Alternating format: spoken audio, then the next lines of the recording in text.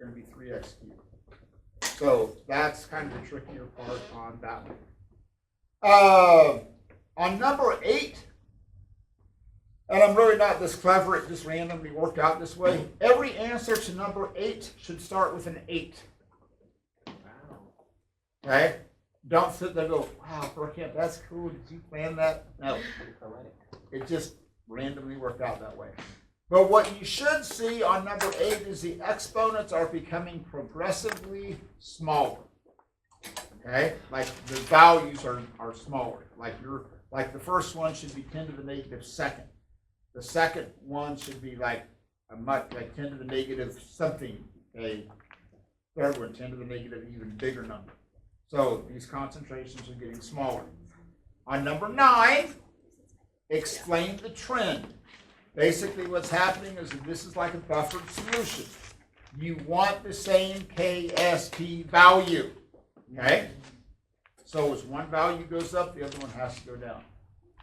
When you get to number 10, which is the following salts will be substantially more soluble in acidic solutions than water. So let's talk about number 10, because you have to understand this concept for this test on Monday. Okay? So you have, for example, let's compare lead carbonate to nickel bromide. Okay? Now, sometimes what happens is that you actually have like a mixture of precipitates. So you might have a mixture of precipitates of lead carbonate and nickel bromide. Okay? So we're going to combine two things into kind of one example. So I gave you a precipitate of lead carbonate and nickel bromide. Okay? It's a mixed precipitate. We have to separate them out. Okay? So we can add some water to it. So once you add some water, what's going to start to show up in the solution up above? You're going to have 4 things up there. What are the 4? You've got lead carbonate as a precipitate, and you have nickel bromide as a precipitate. Okay? So what are the 4 ions that are going to be existing up there? Lead, carbonate, nickel, and bromide. Okay? Yes, there's a precipitate, but that's not the story. Now, I need to find a way to separate these precipitates out from each other. Obviously, I cannot take a pair of tweezers and a microscope and go, oh, there's my lead carbonate, I'll pull you out, and there's another one, there's another one, there's another one. Okay? I can't use filter paper because they're both solids. I can't use a magnet. But I happen to have a bottle of hydrochloric acid. Okay? Whoa! I got a bottle of hydrochloric acid. So I'm going to introduce some hydronium ions into here. I'm not going to care about the chlorine. It's not a common ion. The chlorine is not the story. The story are the hydronium ions. Okay?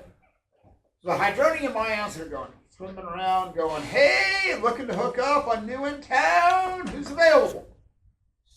And so is it everyone except bromine? Hold on. What about the lead and the copper? Swipe right, swipe left. Left. Harder than swipe left. Why? Too positive. Too positive. Okay, not my style. Too positive. Can't do it. So that leaves us with the carbonate ion and the bromide ion. So we're going to add hydronium ions. Okay? So if these hook up, what are you going to make? Carbonic acid, H2CO3. If these hook up, you're going to make hydrobromic acid. Okay? So these are going to be attracted to each other because they're oppositely charged. Nathan's over there. But Am I going to make the molecular form of HBr? No way. Absolutely not. Why? It's a super strong acid. It's a super strong, that's not a strong acid. Oh, it's a super strong acid. Super strong. Okay. So, here's what's important. Are you going to change the concentration of the bromide ion? No. It might get diluted a little bit just because you added some acid to it, but not substantially. Now, what about the carbonate ions? They're hooking up. What? It's strong Because the carbonate ion is the conjugate base off of a weak acid. Strong conjugate base. So, what are you going to make? Weak acid. Carbonic acid. Now, here's what's important. The carbonate ions are going to be going from swimming around, chilling out, And then they're married. okay? And now all of a sudden, bam! Now they're locked up into a long-term relationship. So, Mother Nature goes, whoa! Carbonate ion concentrations are dropping. Warning lights are going off. Carbonate ions deleted. Okay? So, what's Mother Nature going to do? Add some back from the bank. Which bank? The precipitate. From the carbon, from the lead carbonate bank, or from the nickel bromide bank? From the lead carbonate bank.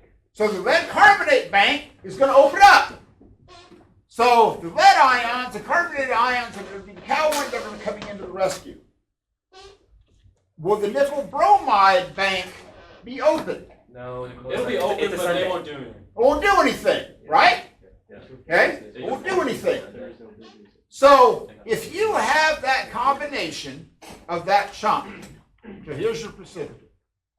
You got lead carbonate and you got nickel bromide. Okay? Which of those two precipitates are going to remain behind? The nickel bromide. Why? You're not going to change. Here's how you want to, I promise you, I'm going to give you a question like this. You have to explain it. You mark my words, okay? This is one of the most important questions you've got to answer on this test on Monday. You mark my words, okay? There's a whole bunch of things that you want to address. Most importantly, you want to address the fact that the bromide ion concentration is not going to change because you're not going to form the molecular form of the acid. So that bank is going to stay closed. You are going to decrease the concentration of the carbonate ions because the carbonate ions come off of a weak acid. Therefore, it has a strong conjugate base. So therefore, they're going to hook up. So what's going to happen to the concentration of carbonate ions? It's going to drop. To fill in the void, bank opens. So which precipitate will remain behind? Nickel bromide. Nickel bromide. The one that goes into the solution is the lead carbonate. Okay? Promise you. If you hand in the test on Monday and you have not answered a question like this, you have done something horribly wrong. Okay? Mark my words. It's not going to be this particular one, but it's going to be the similar concept. Okay. So, back to number 10. On how are you going to figure your answers to number 10 in terms of which one will be more soluble? The ones with strong conjugate base. Find the anions which come off of weak acid. Okay? So what's the only one that comes off of a strong acid? The nickel bromide. Okay? So ironically, the reason that you really need to know your 7 strong acids is to understand KSP and QSP solubility. Okay? That's the main reason that you need to know. Okay. Okay, I think that kind of covers everything. Does anybody have any other questions that you want me to answer on the questions part of that lab? Good? Okay. If you want to hold on to this and hand it in on Monday, you can. If you're done with it and you want to hand it in, that's cool too.